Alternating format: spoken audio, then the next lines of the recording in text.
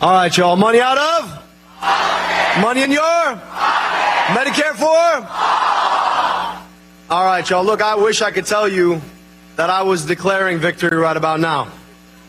Turns out it takes a long time to count some votes in Michigan. It's a big state. But I will tell you this. I want you just to reflect on what that means.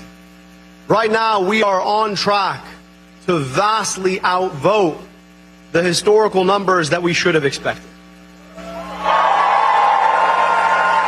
And that tells you about the kind of movement that we were able to inspire. A movement that kicked off 15 months ago, traveling this state up and down, spending time in churches in Detroit and living rooms in Lansing, VFW halls in Escanaba, backyards in Grand Rapids, sometimes in rooms of 2 or 3, sometimes in rooms of 2,000 or 3,000. And across that movement that we built, there was an inspiration in the idea that we could take our government back. Government of the people, by the people, and for the people, instead of government of the corporations, by the special interests, and for the billionaires. And because you had the audacity to believe in that, you know that the billionaires, the corporations, and the special interests, they weren't going to give up lightly. We all knew they were going to spend their money. We didn't know they were going to spend $70 million of their money. We didn't know that they were going to outspend us $11 to $1. And yet we're still standing.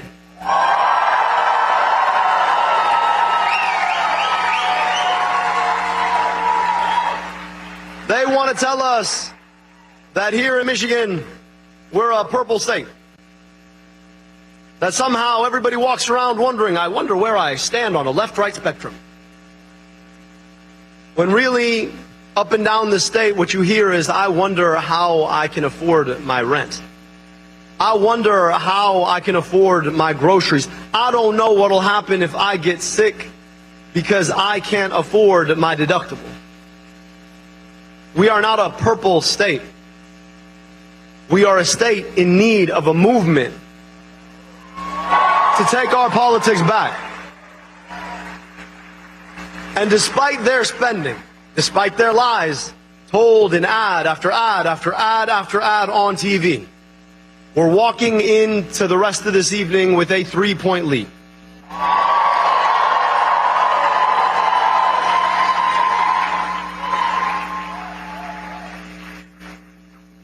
And so as folks ask, if and when we win this race, how are you going to beat Mike Rogers and their money?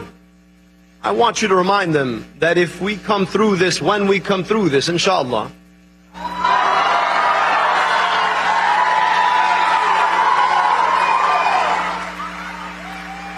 that we'll have taken $70 million on the chin and kept fighting back.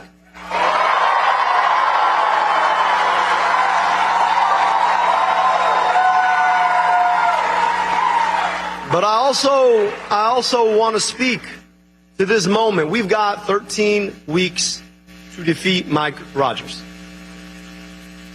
And however we might feel about the campaign we've just come through, I want you to understand that it pales in comparison to the cynicism, in comparison to the corporatism, in comparison to the lies that Mike Rogers and Donald Trump are going to tell.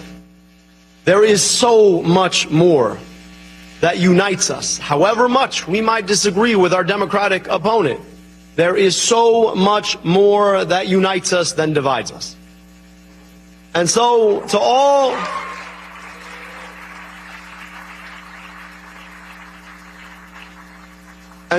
all of our supporters here tonight, watching on TV, tomorrow we begin to mend fences. Whatever happens tonight, we have a responsibility to assure that we unite to make sure that Mike Rogers never sees the inside of the U.S. Senate.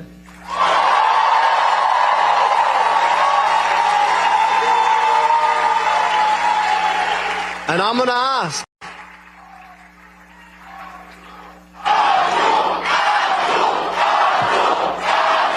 thank you. Thank you. Thank you. And I'm going to ask all of us, as we think about where we go from here, always magnanimity in victory. So if your instinct is to be like, I told you, no. Let's come together to build a movement that's even bigger, that's even stronger, that's even more powerful, that reaches into the very depths of this state, that reminds us the best of who we are and who we can be. That is the commitment I want all of us to be making as we leave here tonight.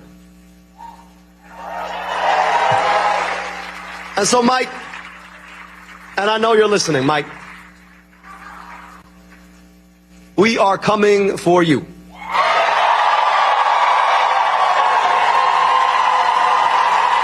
I just gotta tell you, I was in med school while Mike Rogers was in Congress. This is a guy who's never seen a check from a pharmaceutical lobbyist he didn't want to cash.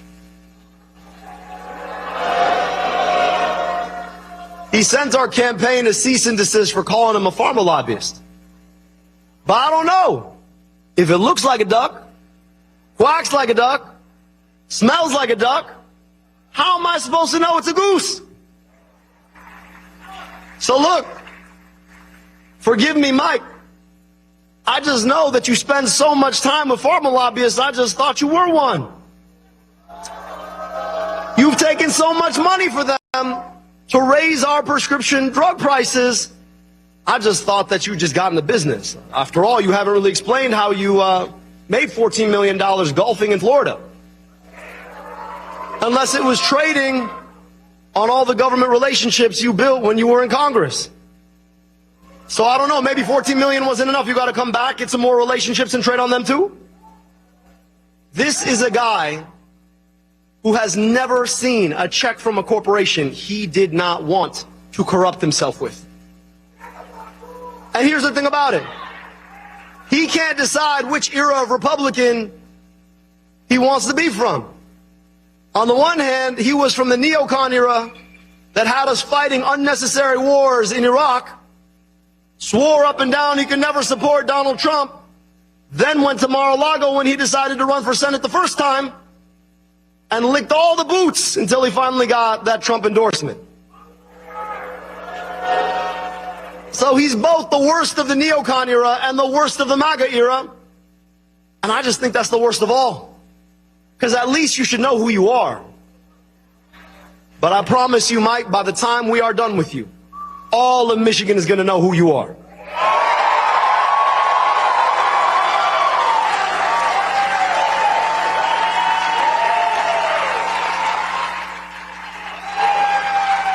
You are a corporate sellout who's not a pharma lobbyist, but really, really might want to be one someday.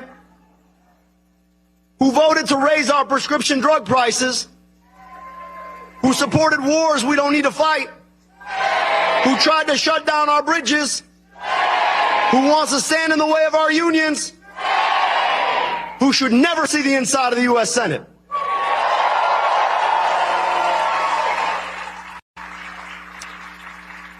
So friends, we're going to have to wait a little longer to see the outcome of this race. But as I look in front of me, I already see the outcome of this campaign. A community of people who came together around a set of ideals, built on the foundation of what this government was supposed to be in the first place. Government of the people, by the people, and for the people. And as I think about where we sit in the long arc of our history, it's hard not to reflect on the fact that we just commemorated 250 years. And we all know those 250 years weren't perfect. We all know that a lot of that history was built on a set of foundational errors. And at the same time, I can't help but appreciate the fact that I know what America gave me. America is an incredible place. I used to live the contrapositive of the life I was supposed to live when I spent summers in Egypt. I crossed 15 hours and 10 years difference in life expectancy. But for the accident of being born here, I got the opportunity to get vaccinated against diseases that killed 2 of my aunts and uncles I otherwise never met. I got to go to amazing public schools. I got to go to an incredible public university. I got my medical education paid for by the NIH. And at the same time, growing up just 15 minutes away from me, children whose families had been here far longer than mine, who never got those same opportunities. America can do glorious things, but to love America isn't just to dress up in some colors and pretend that everything's fine. To love America is to will America to do the hard work of being better. If you love America, you want America to be America for all of her kids. And as I think about those past 250 years, those errors, slavery, Jim Crow, the fact that this country was built without giving women equal access to citizenship for years, continued discrimination against people.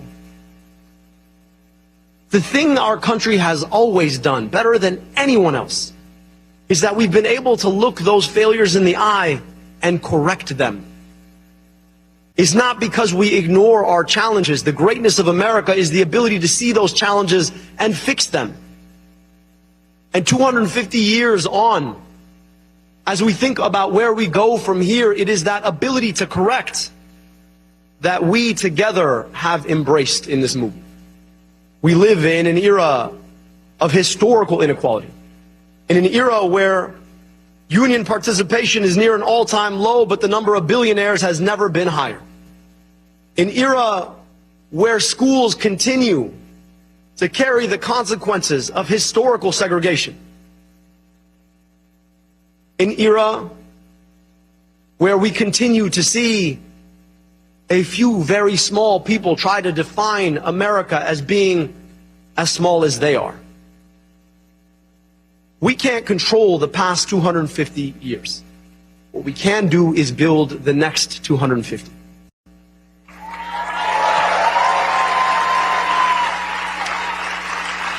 And to do that, it's going to mean movements like this one, of the people, by the people, and for the people, with a distinct purpose of taking on the challenges that we face. Those movements have never been more important than they are right now. I look in front of me and I see all kinds of colors, all kinds of stories coming together around the idea that we can have nice things, we just can't do it alone.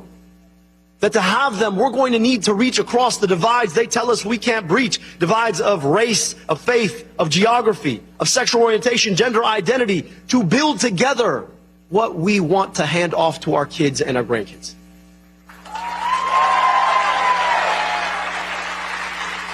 And for the past 15 months, I've had the privilege of being a part of that movement with all of you.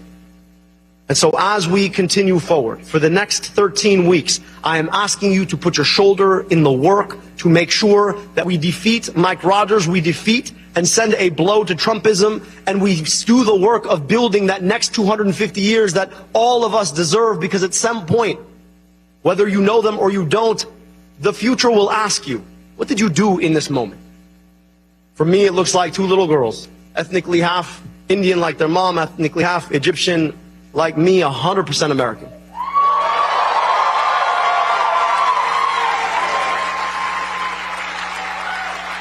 And I want to tell them, when they ask, that I got to work with so many incredible people who believed in the best of America, so that we could hand it off to them and all of their kids and grandkids.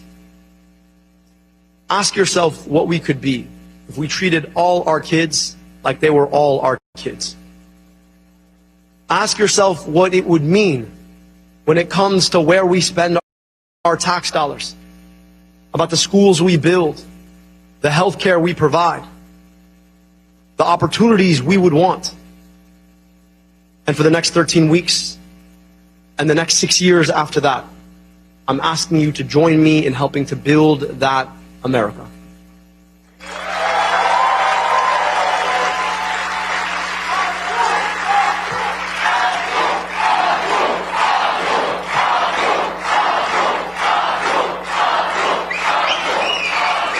So with that,